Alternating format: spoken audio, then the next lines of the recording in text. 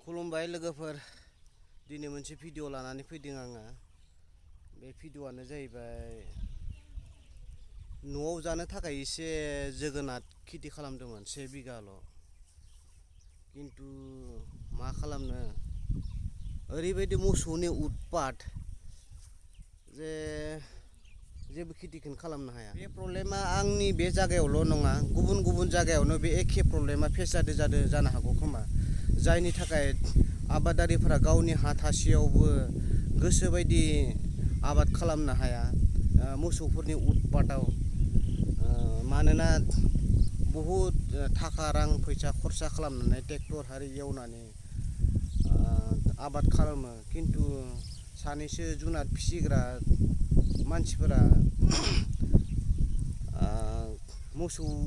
बोरमा अमाफोरखौ हाया ओरैबायदि फैलाव गोलैसोना थायो बे हाया आरो बे हाया ओरैबायदि सनानि हा जे मा समाव दै नांगौ बे समावनो दै नांगौ आबादनि समाव आबादथिलियाव जेब्लानो दै नांगौ जायो बे समावनो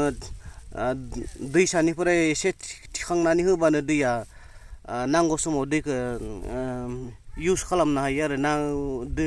आबादथिलियाव सोनो हायो किन्तु मानसिफोरनि बे एसां गोरों समाज जानानैबो जे मोसौफोरखौ जानला मानला हगारजोबना होयो जायनि थाखाय खेथि खालामनो हाया ओरैबायदि मुस्लिम एरियाफोरबा जेरै बांगालफोरनि एरियाबा बे हाया ओरै नन स्टप माने रेस्टखौनो दोननाय नङामोन ओरैबायदि एकदम फैलाव हा गोलैसोना थायो बिगा हा गोलैना थायो सानैसो सेंग्राफोरा खालामदोंमोन गेजेराव किन्तु मोसौफोरनि उतपात गोरों मानसिफोर थासेयावबो मोसौफोरखौ हगारजोबनानै जानला मानला हगारना होयो जायनि थाखाय खेथि खालामनो हाया खेथि खालामनो आग्रह खालामनाय सानैसो खेथियग आबादारि दंब्लाबो बिफोरो मोसौफोरनि उतपात हगारनायनि थाखायनो आबादखौ खालामनो हाया आरोना दा आंबो नै 1 बिगा न'आव जानो थाखाय आबाद खालामदोंमोन लाव गोदै किन्तु ओरैबायदि मोसौनि उतपात जे मा होनना बुङो दुखु नाङो आरोना मोसौखौ फिसियो किन्तु गुबुननि खेथिखौ जाहाथे नस्थ' खालामा बेबायदि खालामनांगौ आरो खालाम जुन्थुखौ फिसियो बेफोरनिफ्रायबो थाखा फैसा फैयो मोसौ फिसिनानैबो थाखा आरजिनो हायो किन्तु फिसियो किन्तु गुबुननि आबादखौ खुथि खालामनाय बेबायदि खालामनाङा आरो गावगाबो खेथि गावगाबो फिसियो मालायनि आबादखौबो एसे नाहरनांगौ जायनि थाखाय नै गावनि हा थासेयाव खेथि खालामनो इस्सा दङबाबो खेथि खालामनो हाया दा नोंथांमोना मा कमेन्ट जुगै बे कमेन्टनि जुगे बेनि सोमोन्दै माबाफोर परामर्श हर जे एसां मोसौ बे उतपाताव बे बेलायाव मा खालामनाया मोजां जागोन स' आं दिनै बेखौनो बुंनो सानोदि गासै बर'फोरा गाव बुजिलायनानै जुनाद फिसिग्रायाबो जुनादखौ फिसियो जुनाद फिसिनानैबो गोबां थाखा आरजिनो हायो दाउ अमा मोसौ बोरमा बायदि फिसिनानैबो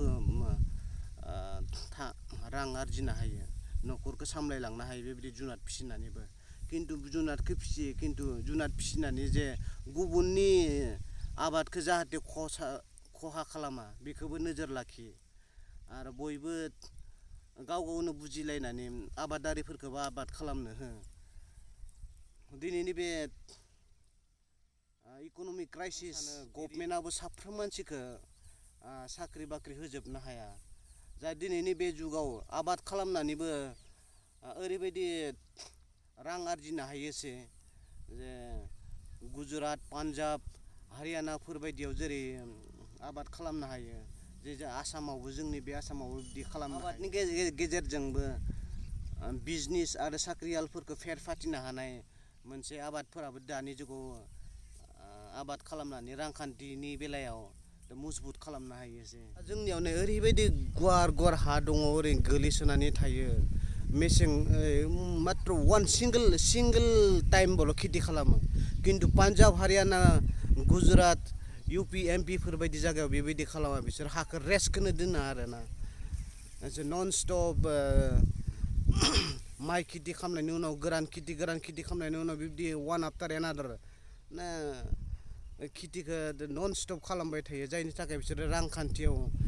बिराद मजबुत सासे खेथियग जानानैबो खिन्थु आसामनि बेलायाव जोंनि बर'फोरनि बेलायाव सासे खेथियग होननानै बुङोब्ला नाथाय गाहाय थाखोनि होनना सानना लायो आरो ओमफ्राय बिबदिनो मोनसे गाहाय थाखोआव दोनो आरोना जुनादखौ सोर फिसिया बयबो फिसियो बर'फोरनि समाजाव जुनादखौ फिसिखायो दाउ अमा हांसो मोसौ फिसिनाय समाजाव बेबायदिनो आगोल बर' समाजाव खेथि खालामखायो खिन्थु बिब्दि होननानै जे गुबुननि खेथि मावनायखौ एसे नोजोर होयोब्ला एसे मोजां जायो आरोना